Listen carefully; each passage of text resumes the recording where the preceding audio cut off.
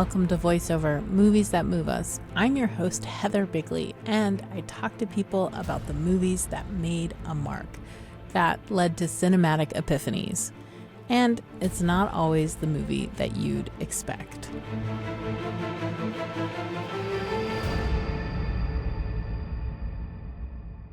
Today's movie is The Dark Knight, directed by Christopher Nolan and released in 2008. It's the second film in a reboot trilogy of the Batman story, in which Playboy Bruce Wayne masquerades as the Winged Avenger, operating outside the law but with the support of local law officials. Christian Bale is Batman, Maggie Gyllenhaal plays his love interest, Heath Ledger as the Joker, and BYU alum Aaron Eckhart is the DA Harvey Dent.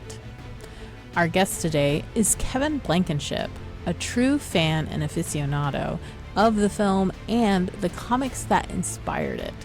He's also an expert in Arabic and the Middle East who has written and published widely. You can find his work, including his poetry, in the likes of the Journal of Arabic Literature, New Lines Magazine, Lapham's Quarterly, and the Los Angeles Review of Books. Spoiler alert, this conversation reveals more secrets than the Batcomputer. If spoilers turn you into the Joker, then this is your bat signal to turn around and don't come back until you've seen the movie. And remember to stick around after the convo for movie recommendations.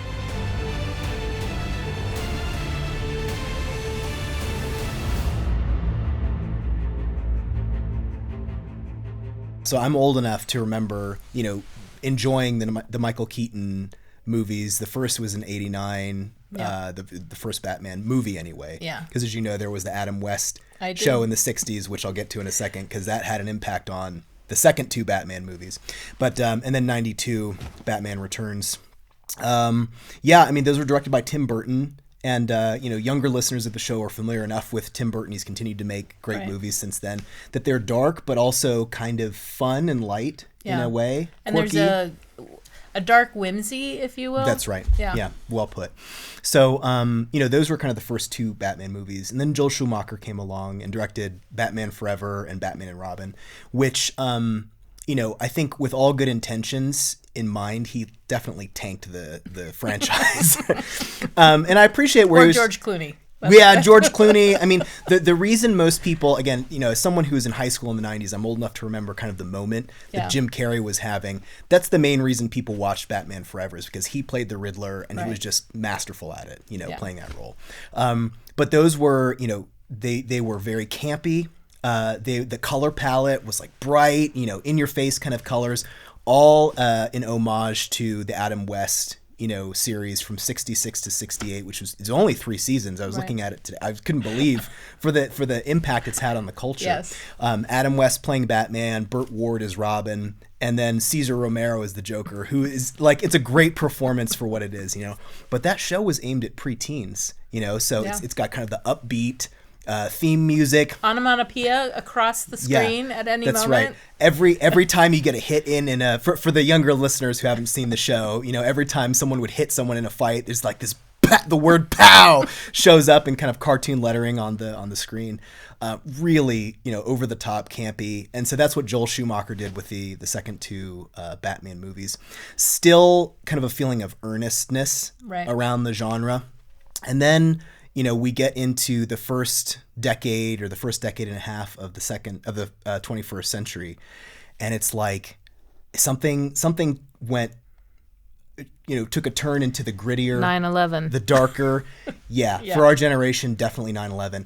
Well, Nolan himself. I mean, the movie that puts Nolan in front of people really is Memento, which is a really dark film, right? That plays with linearity and is about a man trying to avenge his murdered wife, and then all the secrets come out, and it's incredibly dark and violent in its way, even though there's not, I'm trying to think. I just actually rewatched Memento recently, and I'm like, how much is on the screen? The idea of it is so upsetting. Not much. The idea of what's happening is so dark. Right. Yeah. And for those for the listeners who aren't familiar with it, Memento involves a man whose short-term memory is erased after I don't know how many seconds, right?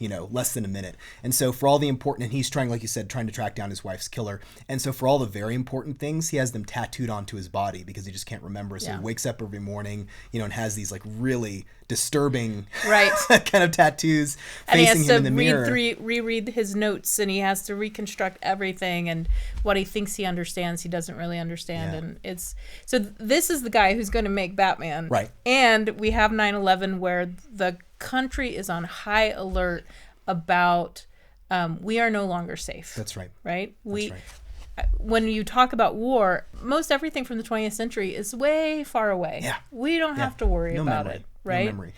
And then even the so-called Cold War, which was hot, in proxy war areas. So the Vietnam War was a proxy war part of the Cold War. Sorry, I cut you off. What were you saying? It's just everything happens far away, and we don't really have to think or worry about it. And then 9/11 brings the violence to our shores and brings the violence to our imagination. That's right. In a way that hadn't happened in a very, very long time. Yeah. So that's what this movie comes out of. Yeah. I also think I kind of giggled when you said, I don't know that many people knew who Christian Bale was. And I was like, Oh, yeah. For those of us who followed his career. Yes. Yeah. Well, and I remember seeing him in Empire of the Sun when he's 10 years old. Yeah. And Newsies. Yes. Well, I didn't see Newsies, but maybe you saw Newsies. Yeah. Different. Yeah. But he's The Machinist had been before this. Oh my gosh. Which is another weird, dark, Brilliant. film where he lived off a can of tuna a day to get his body down Christian Bale, apparently he was supposed to get down to 140 pounds for that role, and he got down to 140, and he was like, you know what, let's see if I can get it down lower. So he's 120 pounds soaking wet. You can see the ribs, rib cage in his chest. His hip bones. I mean, it's just, It was crazy. Yeah. Yeah. So that's the obsessive kind of person who's going to be playing the Batman, right? He's not Superman or Captain America. Right. Kind of the pristine, varnished,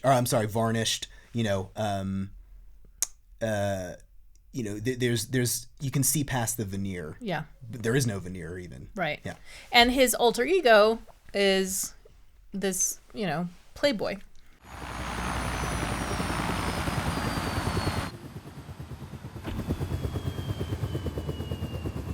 Sorry that I'm late. I'm glad to see that you all got started without me.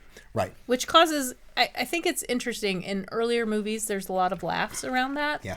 But in this film it feels dark. Like here's a lonely soul who is doing things to sort of amuse himself, but that's all he's really got. Right. It's like when Maggie Gyllenhaal, when Rachel Dawes, she says, don't make me your only hope for a normal life. Right. You kind of peer into the life of a ultra rich billionaire, someone who just can't relate to anybody almost else. Anyone. Yeah. Except his butler, who's been his friend forever. Yes. Yeah. Whenever you stitch yourself up, you do make a bloody mess. Yeah, it makes me learn from my mistakes. Well, you ought to be pretty knowledgeable by now, then.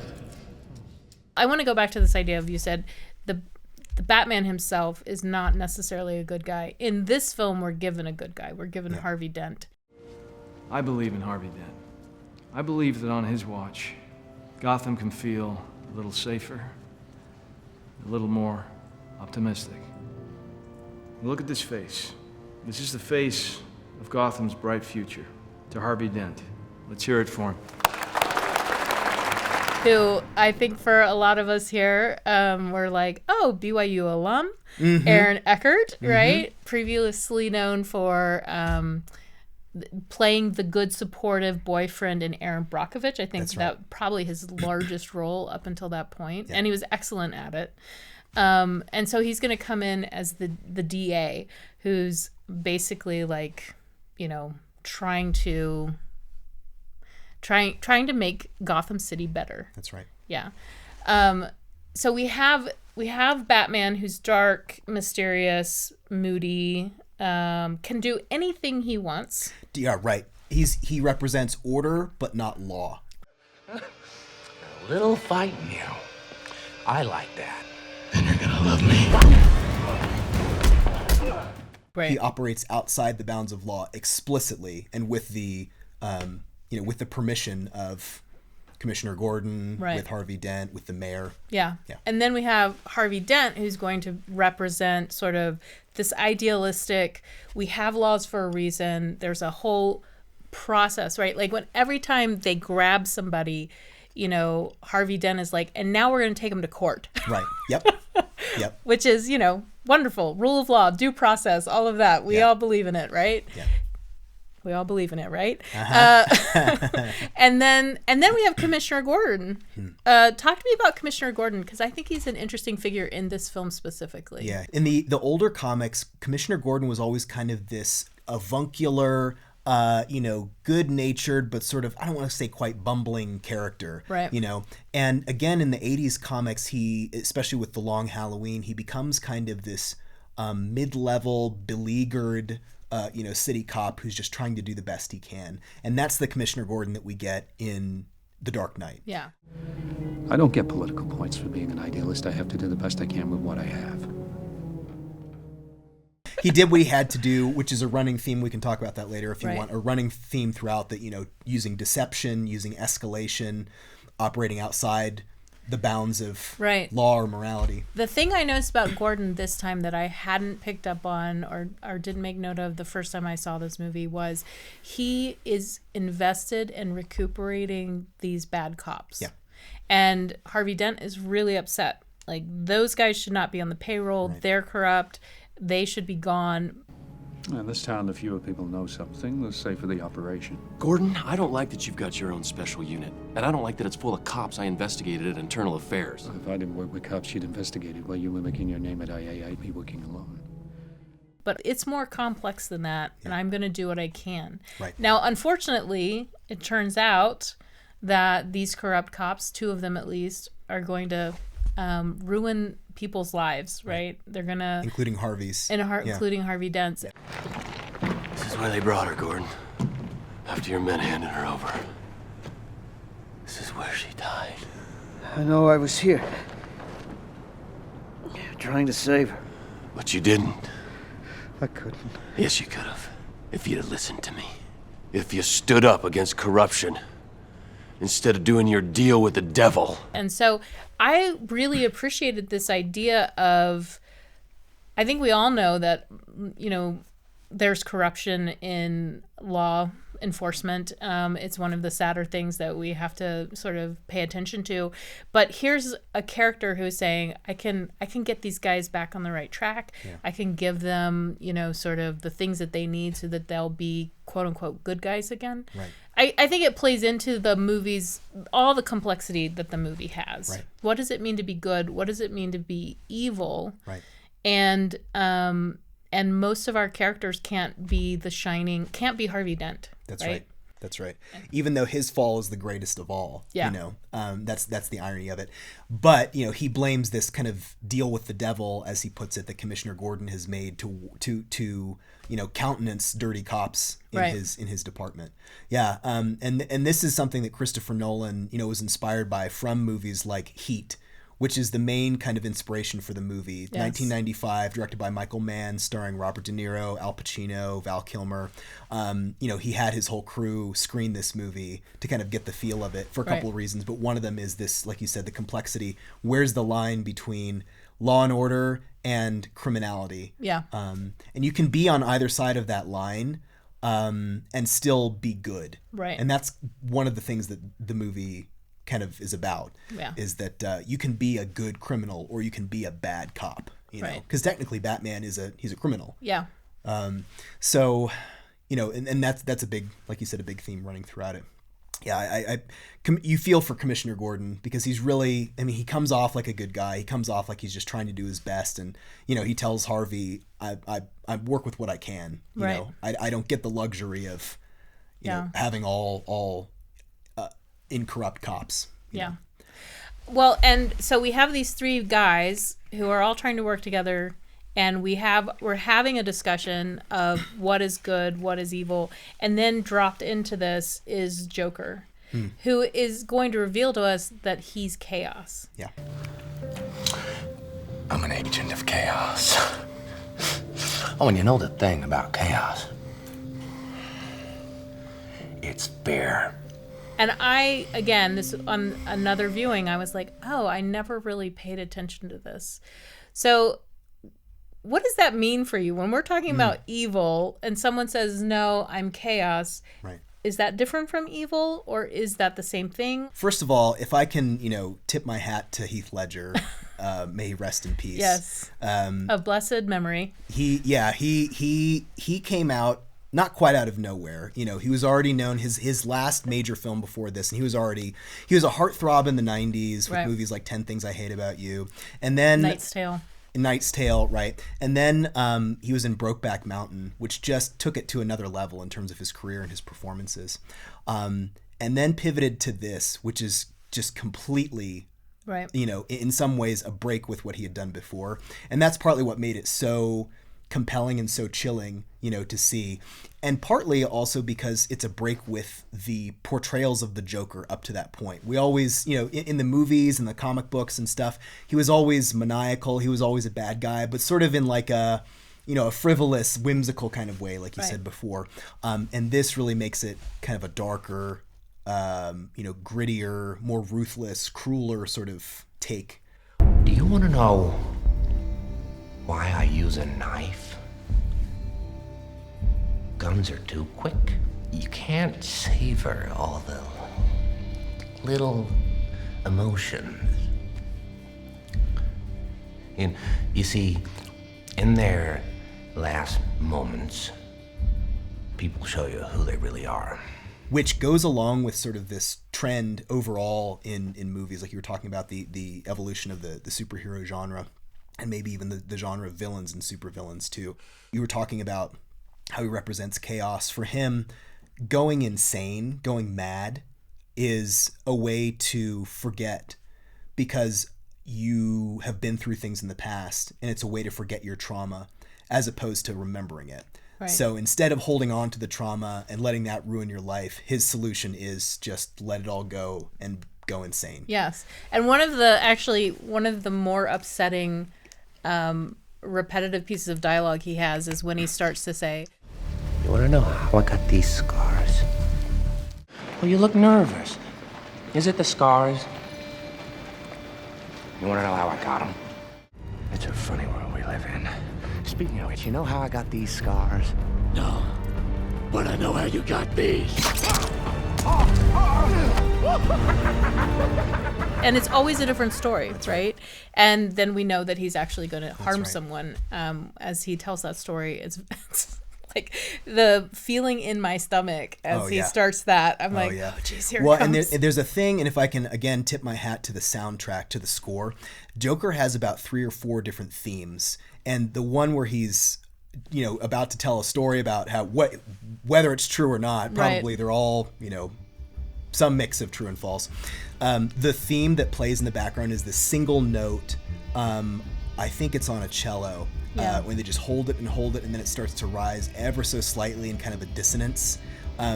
That's when he's, it's dangerous and he's about to do something really terrible. Right. One of his other themes is like when he's messing with you, when he's telling you a lie and he's trying to like manipulate you. It's this chime that's just kind of 2 notes. It's like dum dum dum dum. So like when he's talking to Harvey Dent in the hospital after Rachel dies, and Harvey Dent's face is burned. He's telling him, I didn't rig those charges. I was sitting in Gordon's cage. I didn't rig those charges. Your man, your plan. Do I really look like a guy with a plan? Or when he's being interrogated by Batman, he's talking to him about how everyone sees Batman as a monster and how they have no rules or morality. Their code. It's a bad joke. Dropped at the first sign of trouble. They're only as good as the world allows them to be. I'll show you. When the chips are down, these civilized people, they'll eat each other. See, I'm not a monster. I'm just ahead of the curve. So in those moments like this, even the soundtrack is projecting to us that, you were talking about Joker as the personification of chaos. He lies to everyone. Right. And plays them against each other, which is what chaos is. Yeah. And that's because he doesn't believe that there are any rules or morality or order in the universe. That scene where he is he's being interrogated with Batman. He has that great line where he says to Batman, What would I do without you? Go back to ripping off mob dealers? No. You complete me. right? And so there. By the way, a line in homage to Jerry Maguire, which the kids these days, they haven't, some 90s movies made it through and they're still watched by young viewers today. Jerry Maguire. Not one. A classic of the 90s, but it hasn't been. But that's anyway, it's a direct quote from. Yes. You complete me. But philosophically, the idea is, I need that Batman himself is chaotic in his way, right? We can't depend on Batman to follow the rules. As you said, he's basically his own extra legal terror group, right? He's going to visit destruction on whomever he chooses to visit destruction on. Right. Now, when you enter the world of Batman, we all assume, I think we go in assuming, but he's on our side. He wants to save us, right? But, Joker, and this movie particularly, is intent on pointing out, I don't think you can trust Batman. Right. You have to be careful. And you can't trust Harvey Dent. And you can't trust, right. That's everyone has some blood on their hands. Yeah. No one is perfect, which is partly what is the power of the film, right. Because that's kind of more like the real world. Yeah. But you said to me, this movie is dark but uplifting. So we've kind of painted all the dark part. Right. Let's talk about the uplifting part for a little bit. What's uplifting about it? The scene where Joker's plans, and not just his plans but his ideology, if you can call it that, are foiled in most spectacular fashion, is the scene on the ferries. Right. Where he rigs the ferries with bombs.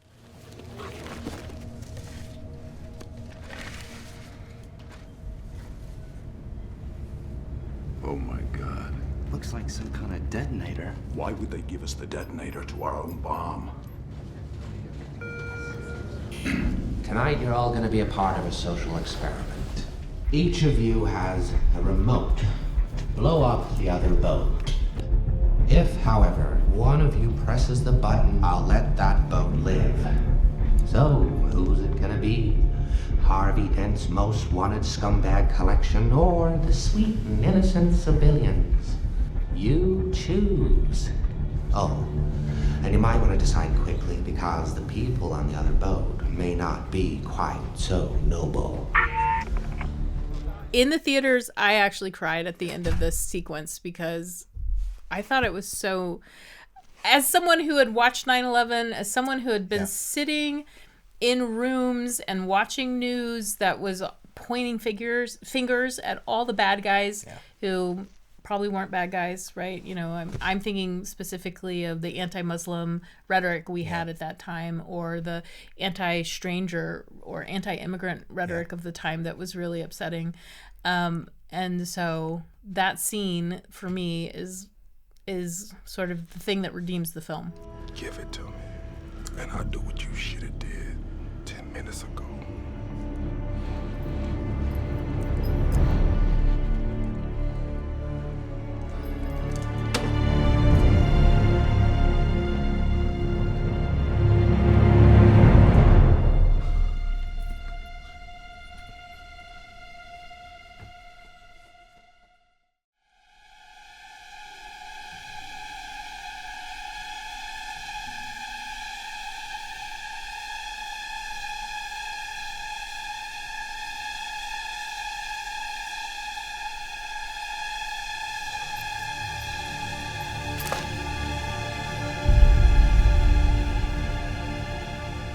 But you should talk about it. I'll let you talk about it. No, I love it. No, and I'm glad that prompted your response like that, because that for me also was the scene where they don't do anything and Joker is just, he can't believe it, and Batman says, "This city just showed you that it's full of people ready to believe in good. And the way that's phrased, it's like this gets to something that I think, for me is one of the most important questions in the film is good real? And is evil real? But it specifically is the good that people believe in, the good that Batman is referring to when he says people are ready to believe in good. That doesn't mean there's good in their lives. Right. That doesn't mean even that it's a real thing. Yes. Or that they are totally on board with it because they've just been beaten up by life and, they live in this city that is so corrupt, but they're ready for it in their lives. Yes. They're ready. There's this idea in philosophy, and it's kind of most prominent at first, when it first becomes prominent in Plato's Republic, the idea of the noble lie. Oh. Which is that in the Republic, it's this kind of like founding mythology where each stratum of society, each class has kind of its own beginnings. Yeah. But the basic idea is that, the leaders of a society tell lies but that serve the interests of the people, and so we get that kind of at the end, right? Where at the very end, where Harvey Dent has been exposed. Batman, ironically, the whole time he doesn't kill anyone, and then at the very end he has to kill Harvey Dent in order to save Commissioner Gordon's son. Yeah.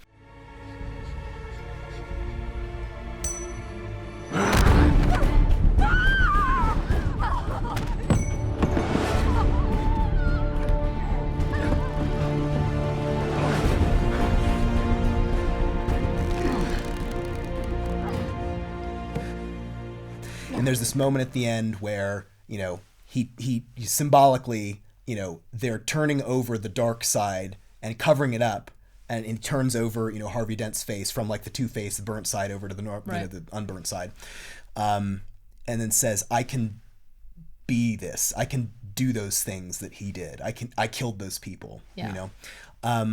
So this is the noble lie that they have to tell, and it really baked my brain the first time I saw it, because I was like, but I'm not, I'm not a mayor. I'm not a police commissioner. I'm not in charge of anything. Right. So I'm one of those normal people who can't handle the truth. Right. And what that, it really, really baked my brain, especially also from a religious perspective too, because like for any people of faith out there listening, is this how God does it too? Right. Does God shield us from things that like we couldn't handle and give us kind of a noble lie instead until we can, handle more truth. Essentially. And it may be as simple as, there are the way that things work in the universe. Right. Why is it, if you believe that like there was a life before this one and there'll be a life after, why is it that we can't remember it? Maybe it's because we'd want to be there. Yeah. Instead of here. Yeah. When we wouldn't stay here. Right. And other things like that too, like maybe good and evil really are not black and white. Maybe they really are gray and muddy, and nothing is inherently good and evil. And it's really context based and also like subjectivity based, like based on my moral agency and or your context in your life, the life that you're living right now. Like that's what defines good and evil, right? Which is really, it's hard to even bear the thought. And then of course like the explicitly, anyway, I don't know if Christopher Nolan intended it this way, but there's like this pretty strong allusion to Christianity at the end, where Batman runs off and then Commissioner Gordon explains to his son what's happening. Batman! Why is he running, Dad? Because we have to chase him. Okay, we're going in. Go, move!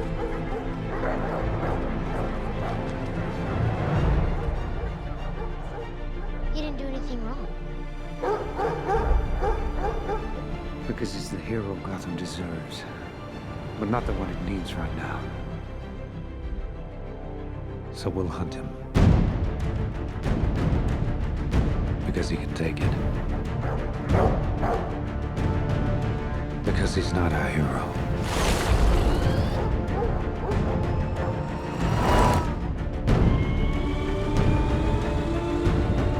He's a silent guardian, a watchful protector. Dark Knight.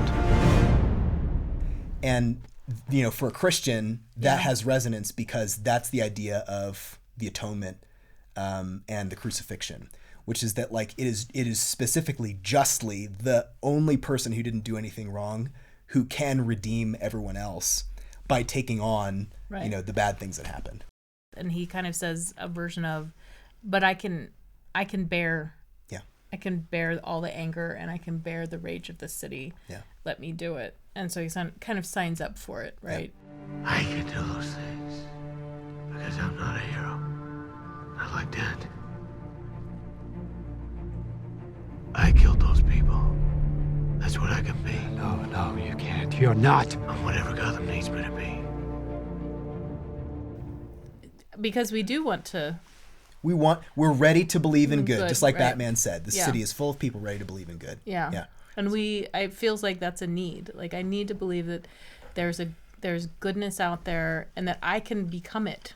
Right. Right? Right. I'm comfortable saying I am not there yet, but I would like to become that. Yeah. So that the people around me, are no longer harmed by me and my decisions. Right. Right. Absolutely. Yeah. I think you can understand this more, in any position of like leadership, but broadly construed, meaning you have care, protection, or stewardship over another person, including as a parent, right? Including as a teacher, including as a boss, or if you're a politician, any kind of role like that. Just because there are certain decisions that you make that to other people would seem. You lied to us. You betrayed us. Right. You didn't tell us you were going to do this. Right. Or it's been this way, for how long, and suddenly it changed, without consulting us. Right. Anything like that, like you just said. I really sympathize with that position. At the same time, I've been on both sides of it, and being on the other end of it, where it's just like, but you told us this other thing, and now it's different. Right. That's painful and it feels like betrayal. Yeah. Which is why in the movie, at least, they just couldn't let Harvey be corrupt. Right. The least corrupt person ends up, being this human villain, alongside the supernatural. He's not supernatural, but comes out of nowhere, the Joker. He has no name, he has no fingerprints, right? Yes. no ID, no alias, nothing. Yeah. I'm thinking of a line. I wrote down some of the lines from the film. Harvey Dent.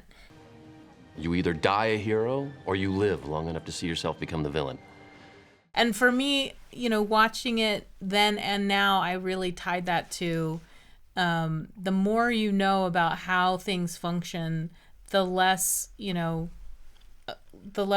sort of black and white decisions you can make. You're always, you suddenly have to tread very cautiously. And yet, at the same time, we want, and we certainly audiences of the time wanted decisive action. Right. Go in and do something and show us you're doing something, right? Hence the wars in Afghanistan and Iraq, right? Which accomplished terror. Yeah. The optics are just so bad. The Taliban gets kicked out, in the early 2000s. 20 years later, America leaves and they just come right back into power. Yeah. What were all those billions and billions of dollars for and lost lives? And the destabilization of the entire area. Yeah. You look at something like that or the Iraq War or anything like that. I mean, we're still, the statute of limitations isn't up yet on this feeling in the country that we're not into the nation building business. Right. We're not trying to export democracy abroad. We know that it doesn't work, that kind of thing. Might take another generation for people to forget that and then make the same mistake. And then, and people have argued about this film, people have argued one way or the other. Is it supporting the war on terror or is it criticizing the war on terror? What I like about it is that I don't think it takes sides. I think it sort of does very well at portraying both. Yeah. So one of the quintessential scenes for that is when Batman takes the sonar concept that Lucius Fox has created in the R&D department and expanded it so he can spy on everyone in the city. And that conversation that they have kind of encapsulates the debate. About the Patriot Act. Right. For those of you who don't know, the Patriot Act is something that was signed into law 2001, which, expanded the U.S. government's ability to spy on its own citizens. But with a noble purpose. And so that's the whole debate is, Batman says, the key kind of part of that conversation is Lucius Fox says, "This is wrong. I've got to find this man, Lucius. At what cost?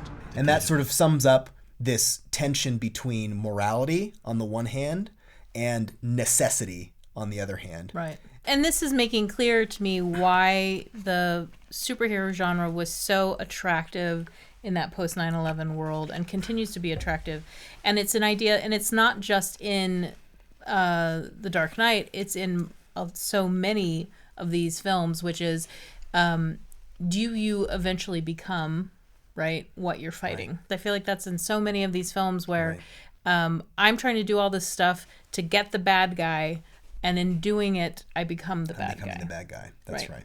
Yeah. And I think that became a fear. I don't know if it was necessarily a fear, early on in that war of terror, but it became a fear, especially as reports were coming back, drone warfare. What does that mean for someone, in Afghanistan?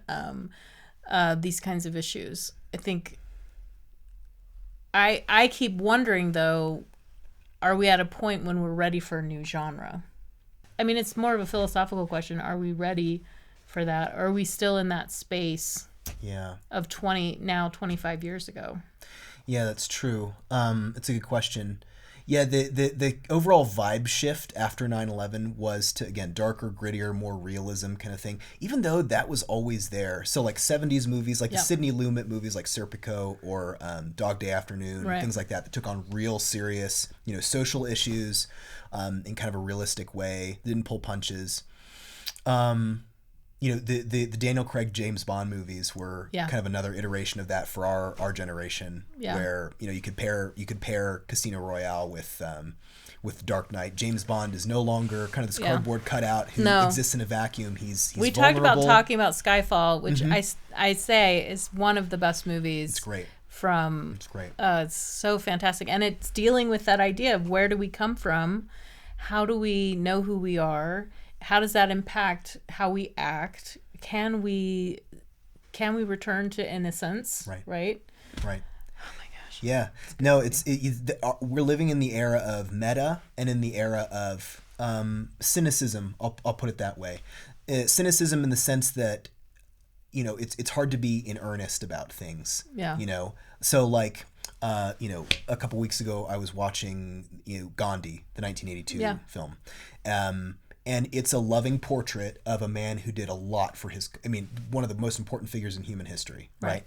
But does not talk about his flaws, of which there were a few. Yeah. And that, I'm not suggesting anyone make, a Gandhi film kind of like a revisionist Gandhi. Right. There are topics like that still, could come in for a revisionist take, where we look this isn't hagiography anymore. We're not writing the biography of a saint. This is a person with flaws. Yeah. And it's not to trash that person, although some might take it as an excuse to do that. I think we're still in that era. I don't know if we've come back around to a point where we're ready for grand narratives again and like noble lies or myths or whatever that we can all believe in, whether or not they're true. And film functions in some way at that level, right?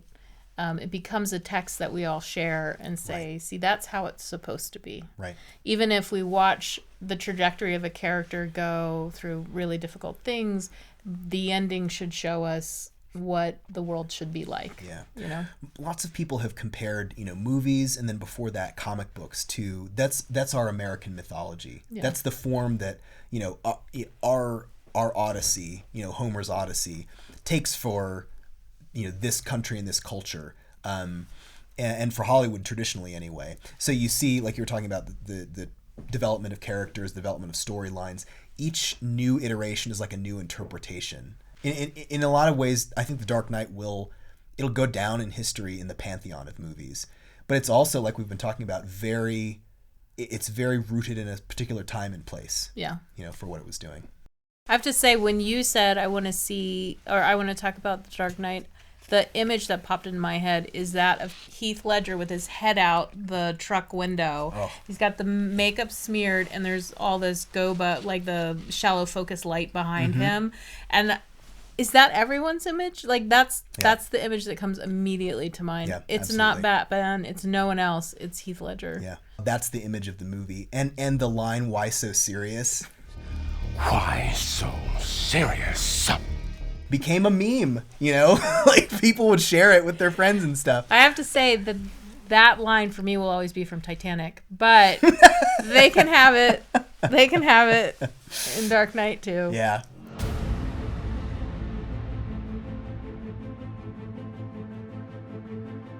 Thanks to Kevin for talking me through that movie. I've always been drawn to Batman because of that contrast between his playboy alter ego and the vigilante who needs to wear a mask.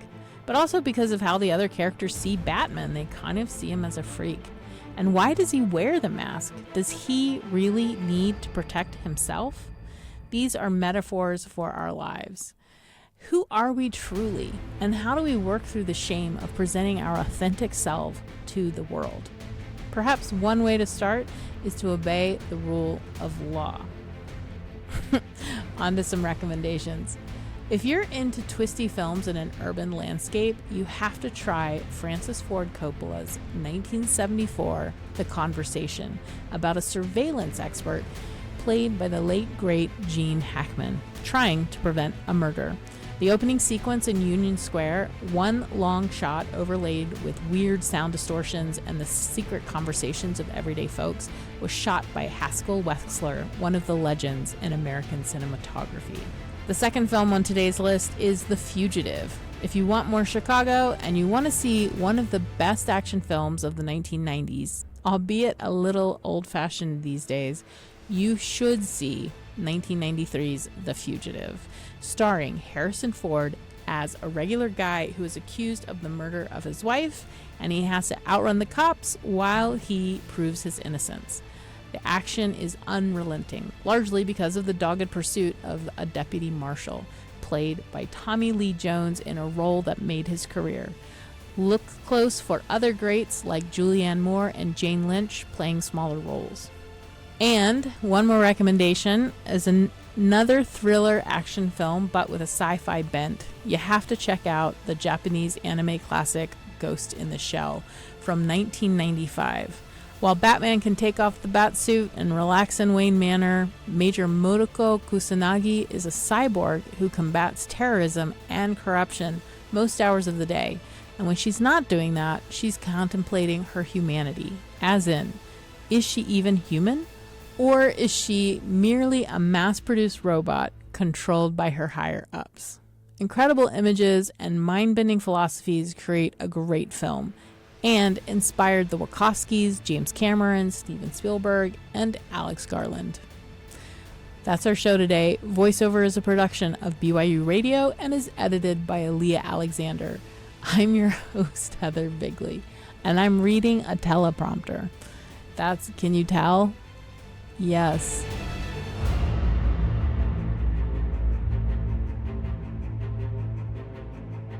How do I get it so it looks like I'm not reading that? Oh my gosh. This is so hard. I'm not an actress or a TV personality. I'm just me.